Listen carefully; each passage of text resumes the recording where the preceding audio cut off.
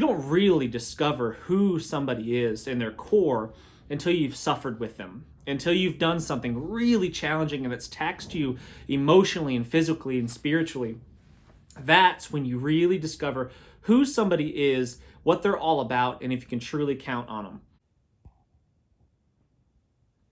Hey friends, welcome back. My name is Jason and I'm putting together a 5-piece kit for a survival challenge in the very, very near future, and I need your help selecting some items. Now for a cutting tool, you gotta have some sort of cutting tool. I mean, come on. How are we gonna craft and create and cut and carve in the wild if we don't have some sort of cutting tool aside from some sort of sharp rock that we might be able to find in the creek? And the rocks around here suck. And I thought for this challenge, what I'd like to do is I'd like to do something a little bit more nostalgic. You know, I'd like to stick to some tools that mean something to me, perhaps, or just, you know, they have a greater value than just the purely utilitarian type tool. So utilitarian type tool, say that 10 times fast. Utilitarian type tool, utilitarian type tool, utilitarian type tool. This knife right here, this has been neglected, sitting out in the barn. I actually forgot about it. It was sitting on a shelf in the barn. That's why it's so nasty and dirty. This is a Fall Knife F1. This is one of the first, when I started seriously getting into survival, this is one of the first knives that I bought. I've had this probably 20 years, maybe, give or take. And it's a solid knife. I mean, this thing is a rock solid piece of kit. It's indestructible pretty much, and I really, really enjoy this knife a lot. It's got a truly convex grind on it. Really, really nice to work with. That's my preferred grind, and I like this knife a lot. Had it for a long time, used to use it a lot, just haven't done it, so haven't used it in quite a few years. So it'd be nice to kind of reminisce and bring that knife back out. This one, again, this is an old one. I've had this knife a long time. I made this knife, oh man, I can't remember when I made this knife. This is for sure 20 years ago. I made this knife. It's an old Sawzall blade that I just took to a bench grinder and made a handle out of a piece of oak, an oak branch that I had in the backyard kind of deal, and just carved some notches in there to make it my own, make it creative. Pigskin rawhide sheath there on a neck lanyard. This one is a big fixed blade knife that I had made by a local young guy, Caleb Ledford, that was on Forged in Fire, actually. So that's kind of cool. He took a piece of steel and banged on it until it turned into this knife. I drew out a picture of what I wanted, and here it is. I used this knife when I was on National Geographic, when I was on the TV show Called to the Wild. This is a really, really great tool. I like this knife a lot. And this sheath is cool because my friend Matt Tate out in Arkansas made this. I sent him the knife, and he sent back the knife with this really custom sheath, awesome custom sheath, really secure fit with a tech lock on it. And the tech lock allows me to carry it horizontal on my belt, so I like that. This object right here is probably my most prized possession. I am not a collector of things. I don't collect gear. I use gear. I don't have a shelf full of stuff that I don't use. And if I have something that's been not used for a long period of time, typically I'll find someone that can use it and I'll just give it away. But this, however, is something that I will never part with except to give to possibly my son when he's ready for it. This is a knife that me, my papa, and my great-grandpa made all together. It is near and dear to my heart. I made this with them in 1994. I was 10 years old. It is an old file that my papa had laying around in his workshop. And we ground it and filed it and shaped it to exactly my specifications, a 10-year-old's design. I drew it on paper, and here it is. And then, after we had shaped the blade the way that we wanted it, we sent it off to my great-grandfather who lived in Michigan at the time, and he was 90-something. He was early 90s, I guess, and he was still up and about and doing his thing and living an active life, and he was the one that put this handle on there for us. And he burnt my name into the handle scales. It's 1994. It's Jason 94 on it. And I made the sheath out of some rawhide. This is some rawhide, cowhide, and did some little designs on there, and I wear it around my neck. If this whole building was to burn down, this whole barn was to go up in flames, this is the one thing I would run in to grab. Well, Maggie Grab you first, Maggie, of course, and then the knife. My Wetterling's axe right here. This one, I've had this axe for a long time, and it is a really, really handy tool, especially in the wintertime if you want to get some firewood done. So I like this axe. It's also the one that I sliced my leg open big time with. Yowza. I cut myself bad. A lot of stitches went into that wound care. I call this, in the comment section, if you choose this one, call this the Reminder. That's the name of this axe. The Reminder. To always be safe when you're using an axe. When I go into the woods, I typically carry a Grail water filter such as this one right here. And this is the most convenient, most modern way that I have to process water and to make it safe to drink. But for nostalgic reasons, we're not taking that. We're going to be having just a metal container of sorts. And it's going to be a Stanley cook pot like this one right here. I like this a lot because it's got a locking handle on there. It's easy to take in and out of the fire. And it's got a lid on it, which allows it to keep all the debris and nastiness and stuff out of your cup when you're trying to make your tea or whatever it is you're doing. Pro tip, on the lid it comes with a little plastic flappy, grabby little handle do there. Always replace that with something metal, like just this copper piece of wire. So I could bring the Stanley cook pot, which is my preferred, because it's small and compact and fits into my packs really, really easy. Or I could bring this. This is my MSR pot. It is I forget how big this one is. A 1 quart? I guess it's a 1 quart pot. I've had this thing for a long time. It's been to a few different continents, lots of different countries, and all over the US for sure. And it has boiled a lot of water and made lots of meals for sure. This is just an MSR stainless steel pot with a locking lid on it like that. Again, really easy to get in and out of the fire if you should need it, if you should put it in and out of the fire. And that lid keeps crap and stuff out of it. And you can boil 1 quart at a time or 1 liter at a time. So a big fan of the MSR pot. And I usually use it to stow a bunch of other gear inside of it. This one stays in my truck most of the time. So should I bring the Stanley or should I bring the MSR? Thoughts? Fire is going to be key this time of year, especially if you don't have all of the shelter items like you would like in a 5-item type survival challenge. So what do I want to take with me? I can go ultra nostalgic right here and bring along this kit right here. This is just some flint and steel.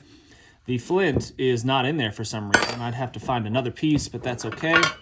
But it's just a piece of a file. That's all it is. Just an old chunk of a file. And I can use that to strike sparks off of there and ignite some of my charred cloth right here that I could keep in that tin if I wanted to be extra nostalgic. So there is that. This was the most modern, most advanced way to start a fire not that long ago. I mean, before the match, this was it. This was the way people started fires, flint and steel. And that existed for hundreds and hundreds of years. Before that, they were doing friction fires. So this is what I typically carry. This is a Bic lighter. Bic lighter is what I would typically carry, and it's just the easiest, most reliable way that I've found to start fires. And it's in this Exotech fire sleeve, which keeps it waterproof, keeps it from getting the button pushed down and the fuel leaking out. And it's just a really, really smart, my preferred way to go. But not for this adventure. This one is really cool. Kelso, Bushcraft Kelso created this. He made this fire starter right here, and he sells these on his website, I believe, or at least he used to. And it's got a ferro rod attached to a piece of fat wood or a lighter knot, whatever you want to call that. You shave off a little bit of this, create some fine shavings, and then you use the striker here to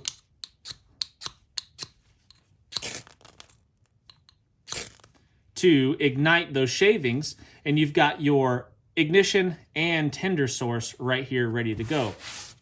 I think that's a really crafty, really cool, and actually very reliable way of starting a fire, because even if this is soaking wet, it will still throw a bajillion degree sparks. Man, listen to that wind outside. It is cold outside today. I don't care who you are, where you're from, it's cold outside right now. I don't know what the temperature is. I think it was around 17 degrees a little earlier. It may have warmed up a little, but not much. And it's going to be really cold tonight, I think in the single digits. It was snowing earlier, but the sun has kind of came out, but that did nothing to warm it up. To step that up just a little bit, I was inspired by Kelso. I made this fire starter right here. This is a jumbo, a huge big ferro rod and a giant big chunk of resin-filled wood right there, a fat lighter. And if you could smell that, you would know what I'm talking about. That's got all that pine resin in there that's super flammable. So this thing is awesome, and I really like this a lot. And this is extra cool. This came from Jason Smith from Hobo Forge Survival, and he made this leaf right here, a leaf striker. It's got a 90-degree spine on there, so you can use that to strike sparks off of your ferro rod or create shavings on to make tinder or whatever. So really, really cool, and that's handmade by him, pounding on it with a hammer, which is super cool. So I think that is quite awesome. And he gave this to my daughter, actually, my youngest daughter, and I'm hanging on to it for her so she doesn't lose it, but I don't mind using it in the meantime either. So, so that's really cool. I like that option a lot, and I wouldn't be upset if you picked that one. This one, definitely nostalgic, but not as reliable as that right there. For a shelter piece, I'm just leaning towards this wool blanket right here, just a heavy-duty, semi-heavy-duty, medium-duty wool blanket to keep me warm and protect me from the elements if it should be inclement weather. I'm a poncho guy. I like ponchos for my rain gear, and I use them for my shelters as well. They're simple, they're easy, they're fast, they're light, fairly durable. They last quite a long time, they're inexpensive. So that's why I like ponchos. But they're not quite as nostalgic as just a good old heavy-duty wool blanket. I could use some sort of, I don't have one, but if I had some sort of oilcloth tarp, that would be cool, but I'd have to make one. That'd be a process for sure to make one. Let me know what you think about that in the comment section. If I needed I could buy one, which would be expensive, or I could make one, and most likely I'd end up just making it. Now, another piece of nostalgia that I would definitely like to bring along, but probably won't because it's just going to be delicate and fragile and I don't want to destroy it, is going to be this cordage here that I made when I was in southern Louisiana doing the show on the History Channel, Lil and the Beast, with Rick Spicer. And it's just some cordage made out of redbush. I don't know exactly what the name of the plant was, but we called it redbush. Still don't know what the actual name of the plant was. And here's an oyster shell that I found in the swamp. The oysters are not native to where the location that we were, but I found this shell and I used it anyway. And this was my primary cutting tool for the most part. Aside from split reeds that are very, very sharp if you split these the right way. If you've ever been cut on a piece of bamboo, you know what I'm talking about. Same deal. But this was my primary cutting tool for doing all the rough cutting of little saplings and whatnot. But here's the cordage that we made. Had lots of time to do that. And this was a tool in and of itself. This was my calendar. It's how I kept track of the days that I was there. I used charcoal I scratched it with my oyster shell and then rubbed charcoal in it. Kept track of the days that I was there. And then I used this at night to blow on the fire to keep it alive. A primitive fire kit. That would be an option. Hand drills, bow drills. I've got spindles and hearths in here. That would definitely be nostalgic, that's for sure. So that's an option. Not my preferred, of course. And, you know, the whole primitive fire thing, the survival fire, friction fire thing, our ancestors that relied on friction fire for survival did not go out the day of, most of the time, go out the day of when they needed a fire and get all the materials they needed and start the fire. They made their kits and they carried their kits, they held their kits, they kept them dry in their shelters until they wore them slap out, and then they made another one while the fire was still going and dried it out by the fire. Going out and starting a fire just off the landscape, depending on the conditions, can be really, really hard, if not impossible. And I don't care who you are. I don't care what kind of expert you say that you are. If the conditions are bad enough, a friction fire ain't going to happen. I just found this big roll of, I don't know if it's jute twine or whatever. Pretty old, probably. I don't know how long I've had this, but it's still really strong and still definitely a viable cordage. So there's that option. I could just take a pack, but I thought it might be more interesting to use the blanket itself as the pack. I could do that a couple different ways. One of my favorite ways to use a blanket as a pack is like I've seen in a lot of Civil War photos. Maggie, what are you doing? No. Get, shoo. Move. Like I've seen in a lot of Civil War photos. These were my 5 items right here that you're looking at. The blanket being one of the 5 items. I've got my container that I can boil my water in, my cordage, my jute twine. I've got my jumbo fire starter here with Jason Smith's Hobo Forges striker right there. I could use the back of my knife, but it's nice to have a designated striker that goes along with it. And this would probably not go in the pack. This would almost certainly go around my neck or on my belt. I would like it to stay there for safekeeping, but for demonstration purposes, I would stick it in here, kind of like that. And these would be my 5 items. I could always put some extra clothing in here if I wanted to grant myself the privilege of that. I could have some extra socks, an extra shirt, an extra layer, something to help keep me warm. But then all I would do is roll this up inside of the blanket. Very simple. This isn't complicated, but this is how I've seen it done historically. And you roll this thing up like a big long tube, just like that, with your kit in the middle. Then what we'll do is we just bring the ends around like this, and we could tie them together either like this. I've seen it done both ways, tied together like that, or you could overlap it and tie it like so. And then you could carry your gear over your head. And I'll show you what that looks like. Tie it off. Now I've got it tied together like that. And from here, I'll just throw it over my shoulder, and that's how I can carry my kit. There's a possibility that I won't even bring a knife. Okay, now I know that sounds like survival blasphemy, bushcraft blasphemy right there, and I get it. I feel you. I feel the same way.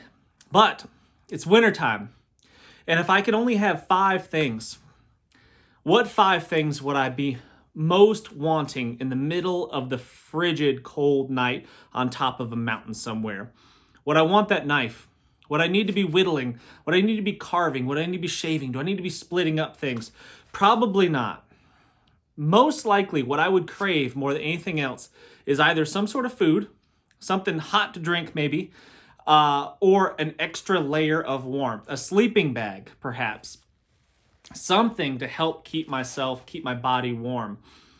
A knife is a very, very useful tool. Don't get me wrong. I'm a knife guy, of course. But to be honest with you, I could get by without a knife for most projects. I can start fires without knives. Everybody's going to tell you in the comment section, you're going to hear guys say, oh, without a knife, you can't split down to the core of the dry wood and get to the... Baloney. You don't need a knife to do that. Yes, you do need some sort of tool to split down wood.